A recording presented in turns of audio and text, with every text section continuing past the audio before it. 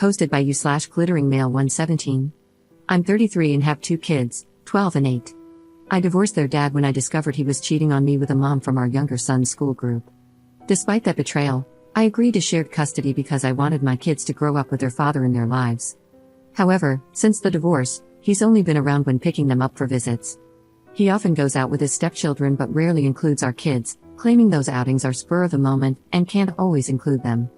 Eventually, I stopped pushing, but I've always thought it was unfair that he keeps his distance from our children's lives. Recently, I decided to upgrade my older son's computer, and he asked if we could give his old one to his cousin, my brother's son. My brother has been a huge support for my kids. He's always available to take them to their school events when I can't and often takes them out to the park or on trips when I'm busy. My ex, on the other hand, is rarely available for them. Anytime I ask him to help with an activity, he has an excuse: he's out of town or swamped with work. Ironically, though, whenever his stepkids need something, he's there. Once, he even argued with the stepkid's father at a school event, saying he had the right to be there. When my ex found out I gave the computer to my nephew, he got upset. He complained that if I had money to spare on a gift like that, I should have forgiven the 2 months of child support he'd missed since his finances were tight with a new baby. He said that if I could give away a computer, I should have gifted it to either his kids or his stepkids, who share just one computer among the 3 of them. I told him my finances were none of his business, and that I owed nothing to his stepchildren. Then his wife jumped into the conversation, telling me I'm spoiling my son by giving him a new computer and that I'm being petty for letting my son bring it to their house, and saying that I just wanted him to show it off in front of his step-siblings. I told her she had no right to speak to me that way or question my decisions. I said that I allow my kids to see their father so they can grow up with him in their lives, not so she can interfere with how I parent. My ex was offended, but I told him this whole situation could have been avoided if his wife hadn't inserted herself where she doesn't belong. After that, things seemed to calm down until last week. I went to pick up the kids, and my ex was visibly upset. He explained that he tried reading a bedtime story to our youngest. At home, he still likes to be read to before bed, usually by me, his brother, or my brother, and when none of us are around, he listens to audiobooks. Apparently, my ex wanted to make an effort to connect, so he offered to read to him, but our son turned him down and said he didn't need him for that because he could do it himself. My ex stayed to listen as he searched for a story for 8-year-olds without a dad on his tablet, and it hit him hard. The next day, my ex offered to take our older son to basketball practice, but he replied that he'd be going with his dad. He quickly corrected himself and said uncle. That made my ex even angrier, and when I came to pick up the kids, he confronted me about it. I told him that if our kids feel like they don't have a father, he is only himself to blame. He tried to shift the blame onto me, saying I was the one pushing him away from his role. I told him it's up to him to show up for his kids, not something I can do for him. I reminded him he was the one who broke our family, and he's chosen to be more involved with his stepkids than with his own children. I told him not to kid himself. The kids are growing up, and they're starting to see the reality of who he is as a father. If he keeps this up, he can't expect much from them in the future. After that exchange, his mom called me. While she's always been polite to me, I felt the need to say that I would have appreciated this same concern from her when she supported her son's affair, knowing her grandchildren were losing their father in the process. She hung up, and we haven't spoken since. My brother told me that I had every right to express how I feel, but he suggested that maybe this discussion shouldn't have happened in front of the kids. Later, my ex texted me, saying that if I weren't so difficult, he'd spend more time with them. I told him his duty as a father doesn't depend on whether I'm easy or not, and he knows I've never prevented him from seeing the kids. The truth is, when he has to choose, he prefers outings with his stepkids over his own children, and that's something only he can change. Update 11 days later. These past days have been a bit unusual. First, I want to thank all of you. I didn't expect to receive so much advice, and I never thought this app would be so useful. It's not very popular in my country. Now, back to the topic. My ex sent me messages saying he wanted to resolve things, stop arguing, and talk to me. I agreed. He came to my house, and we didn't beat around the bush, we went straight to the point. He asked me if I really thought he was a bad father. I replied that, looking back now, I never would have chosen him to be the father of my children. He said it wasn't easy for him, and I answered that it wasn't easy for me either because I take on both his role and mine. He told me he couldn't leave his stepchildren without a father because he had already broken their family, and I replied that he had left his own children without a father. He started crying and told me it was my fault, saying that when the infidelity happened, I refused to forgive him or go to couples therapy.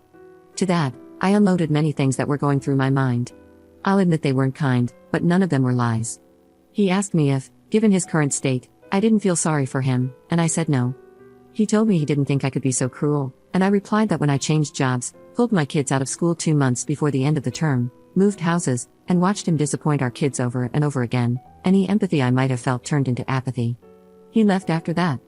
His mother called me and said she knew what I had told her son, that he hadn't stopped crying, and that she didn't understand how I could carry so much hatred to hurt her son like that. She said I should just get over it. I answered, with all due respect, what I said wasn't out of hatred but out of truth. If your son is crying, it's because he's finally facing the consequences of his actions. Maybe instead of worrying about how he feels now, you should have taught him to take responsibility and treat people with respect. She said I didn't know what it was like to feel a mother's love and see a child suffer, and I replied that I did understand because I have 2 children who cry over a living father. 2 children who see their dad being a father to other kids when he doesn't have time to be their father. She said he was sorry, and I told her not to put words in his mouth and to stop calling me about anything related to her son. I hung up. I wanted to cry so badly, but I'm a damned mother, and I don't have time for that. I want my kids to feel safe, loved, and strong enough not to need anyone, not even me, to be themselves. Last Thursday, I took my kids to their cousin's birthday party, hosted by my ex-sister-in-law. I still have a good relationship with her. She was the one who told me about the infidelity and that her mother was already encouraging it.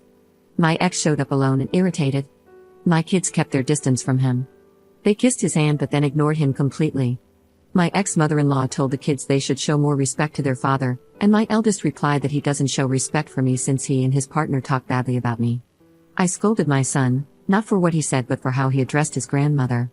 I told him it was wrong to eavesdrop on private conversations and repeat them. Then I asked him to gather his things because we were leaving. My ex-mother-in-law asked me not to leave, saying the kids were having fun and we could resolve this as adults. She asked my ex what he had said, and he claimed not to remember. I told her I didn't care, and she said we should be good parents. I replied that to be good parents, you need to be good people first.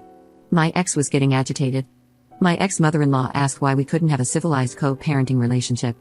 I told her everything I've mentioned here about his free will to see the kids and how the second custody agreement isn't working since he only sees them some weekends. My ex didn't want to discuss it and said he had too many kids at home.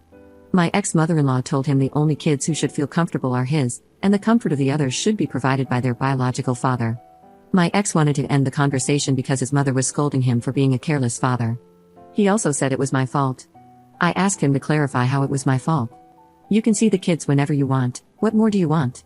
He started yelling, saying I was only being petty because I didn't really need the money since I earned more than him and had fewer kids to feed. I told him I wouldn't continue the conversation and that I'd show him what being uncivilized looks like by filing for the overdue child support payments. His mother asked what I meant by overdue payments. I explained that he was 3 months behind. She was furious, slapped him, and demanded to know what he had done with the money for his children. He answered, I couldn't let stepson's name miss out on attending the same school as my son. I didn't want him to feel inferior. My ex-mother-in-law said she couldn't believe it, and they started arguing. Regardless, I left.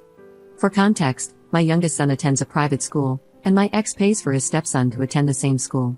Yesterday, my ex-mother-in-law came over and said she would pay the overdue fees. She brought the money in cash. I knew my ex would be furious. Here's some context. My ex-mother-in-law doesn't work, doesn't own anything herself, and lives with my ex-sister-in-law. However, she does have significant savings from her inheritance. If she pays the tuition, my ex knows there won't be much left for him when she passes, even though she's still healthy. He's been asking her for years to invest some of that money in his business ideas, but she's always refused. My ex's retaliation was not picking up the kids this weekend. Yesterday, my ex-sister-in-law called me. She doesn't know all the details yet, but apparently, my ex's 15-year-old stepson punched him in the mouth. She said she'll let me know exactly what happened when she finds out. And before anyone asks, the new custody agreement will likely take a year to finalize. The court says the overdue payments are the priority, and the rest can wait. We have more urgent cases. Edit. A promise is a promise. As I mentioned earlier, my ex's stepson had an altercation with him because my ex refused to let him go out. Now I have more details. My ex's stepson had plans to go bowling with some friends. His biological father had already given him permission and money for the outing. However, when he told his mother, she said he couldn't go because they needed him to stay home and watch his younger siblings. My ex and his wife had planned an outing and needed someone to stay with the kids. This led to an argument. The boy raised his voice to his mother, and my ex stepped in to demand that he respect her. The boy replied that he wasn't his father. Trying to maintain authority, my ex told him that as long as he lived under his roof, he had to follow his rules. The boy ignored him and turned away. My ex followed him and touched his shoulder to get his attention. At that moment, the boy turned around, punched him, and shouted that he wasn't his father and could never compare to him. The mother scolded him for his behavior, but the boy, still angry, shouted back that he hated her. This version was shared by my ex and his wife with my ex-mother-in-law. My sister-in-law later relayed it to me. They went to see my ex-mother-in-law to try to gain her sympathy and convince her to take care of the kids, the 2 stepchildren and the baby, so they could go out. However, my ex-mother-in-law told them she would not take care of the children. When I spoke to my ex, he mentioned he was dealing with family issues and said that the boy's biological father was turning him against him. He didn't give me many details and omitted most of what my sister-in-law had shared.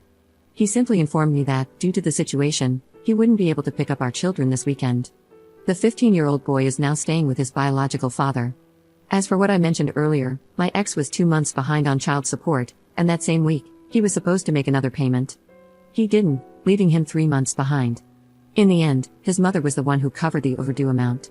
Regarding the child who attends the same school as my son, it's not the 15-year-old involved in the altercation. It's his younger stepbrother, who is 8 years old, the same age as my son. I decided to enroll my son in that school when the affair became public. At the time, I was working as a kindergarten teacher at the same school, and the boy had been one of my students. We all knew each other, and to protect my children from rumors, I transferred them to a private school. This happened 2 months before the school year ended.